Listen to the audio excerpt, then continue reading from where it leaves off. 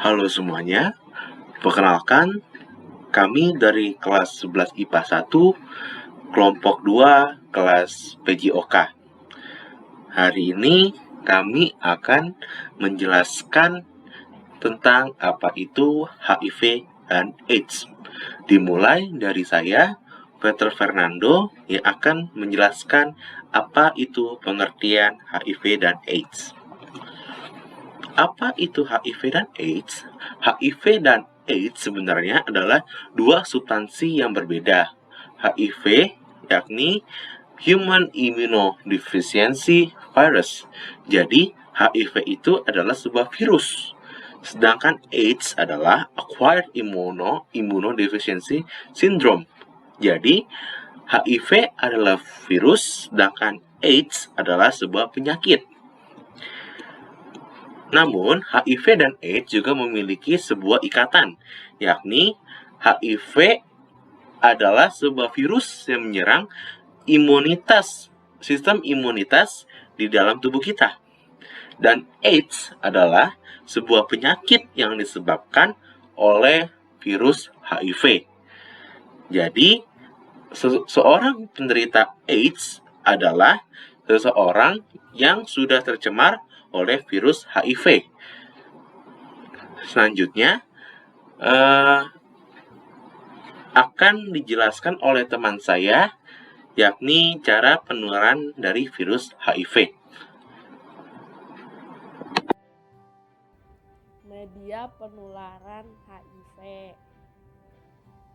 1.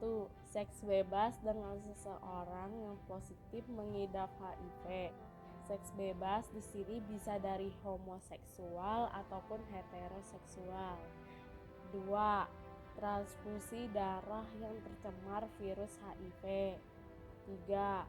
Penggunaan jarum suntik yang bergantian. Penggunaan jarum tindik ataupun membuat tato yang telah tercemar virus HIV. Dalam hal penggunaan jarum suntik, para pemakai narkoba yang menggunakan jarum suntik sebagai medianya termasuk dalam golongan orang yang mempunyai risiko tinggi tertular penyakit AIDS. 4. Penularan dari ibu hamil yang positif HIV kepada janin yang dikandungnya. Bila bayi tersebut lahir, sang bayi bisa mengidap penyakit yang serupa. Gejala dan akibat HIV. Gejala dibagi menjadi 3 tahapan. Tahapan pertama yaitu pengidap akan mengalami nyeri mirip seperti flu beberapa minggu setelah terinfeksi selama 1 hingga 2 bulan. Dapat tidak menimbulkan gejala apapun selama beberapa tahun. Dapat timbul demam, nyeri tenggorokan, ruam, pembengkakan kelenjar tengah, bening, diare, kelelahan, nyeri otot, dan sendi. Lalu tahapan yang kedua yaitu umumnya tidak menimbulkan gejala lebih lanjut selama bertahun-tahun. Virus terus menyebar dan merusak sistem kekebalan tubuh. Penularan infeksi sudah bisa dilakukan pengidap kepada orang lain, berlangsung hingga 10 tahun atau lebih. Lalu tahapan yang ketiga yaitu daya tahan pengidap rentan sehingga mudah sakit dan akan berlanjut menjadi AIDS. Demam terus-menerus melebih dari 10 hari. Merasa lelah setiap saat, sulit bernapas, diare yang berat dan dalam jangka waktu yang lama. Terjadi infeksi jamur pada tenggorokan, mulut, dan vagina. Timbul bintik ungu pada kulit yang tidak akan hilang. Lalu hilang nafsu makan sehingga berat badan turun drastis. Akibat yang ditimbulkan dari HIV adalah HIV akan membuat tubuh Anda rentan mengalami berbagai penyakit infeksi dari bakteri, virus, jamur, parasit, dan patogen merugikan lainnya. Selanjutnya adalah cara mencegah HIV. Yang pertama, kontrol dan jalani pengobatan HIV dengan teratur.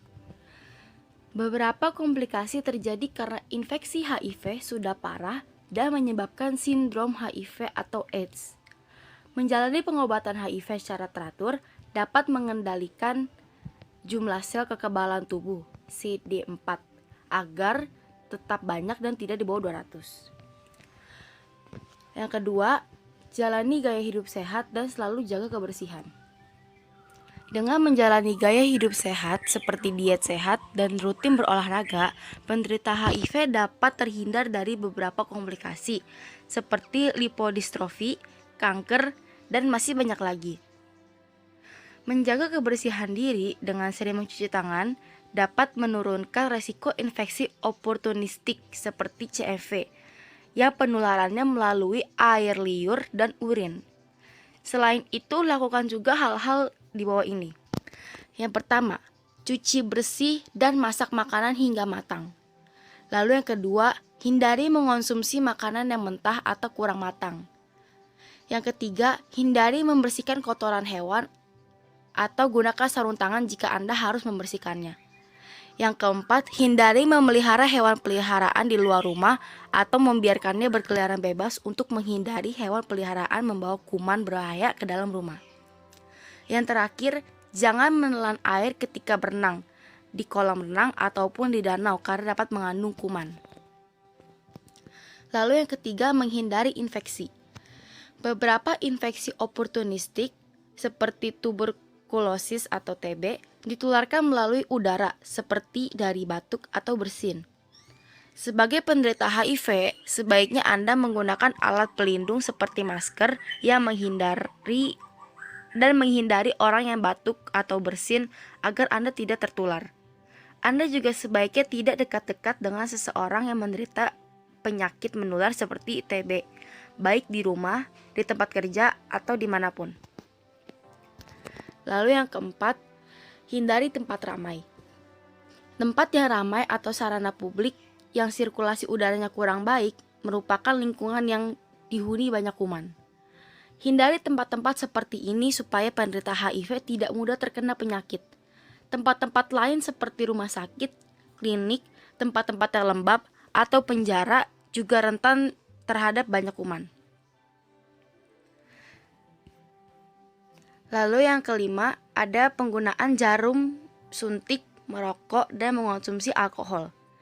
Penderita HIV akan lebih mudah terkena infeksi TB jika mengonsumsi alkohol dan menggunakan jarum suntik narkotika. Merokok juga meningkatkan resiko terkena infeksi oportunistik PCP pada penderita HIV atau AIDS. Lalu yang keenam, cegah penularan. Jika Anda penderita HIV, jagalah diri Anda dan orang lain. Cegah penularan terhadap diri Anda dan orang lain, baik dari infeksi HIV tersebut ataupun infeksi oportunistik lainnya seperti TB. Jika Anda sudah mengonsumsi obat TB selama 3 minggu, Anda sudah tidak akan menularkan kuman tersebut. Menggunakan kondom ketika berhubungan intim juga dapat mencegah penularan CMV. Mengonsumsi obat profilaksis dari dokter. Dokter dapat memberikan antibiotik seperti clarithromycin dan azithromycin jika jumlah sel CD4 Anda di bawah 50 untuk mencegah MAC atau MAC. Ketika jumlah sel CD4 sudah di atas 100 untuk 6 bulan, Anda mungkin dapat menghentikan pemakaian antibiotik. Pemakaian antibiotik profilaksis juga dapat mencegah infeksi lainnya seperti PCP, CMV, dan lain-lain. Yang ke-8, lakukan pemeriksaan rutin sistem reproduksi untuk wanita. Wanita penderita HIV sebaiknya melakukan pemeriksaan panggul atau pelvis dan pap smear secara teratur untuk mencegah adanya infeksi, bahkan kanker sistem reproduksi. HIV atau AIDS adalah penyakit dengan berbagai komplikasi yang dapat berujung kematian. Karena itu, lakukanlah langkah-langkah pencegahan yang seperti dijabarkan tadi. Sekian presentasi dari kelompok kami.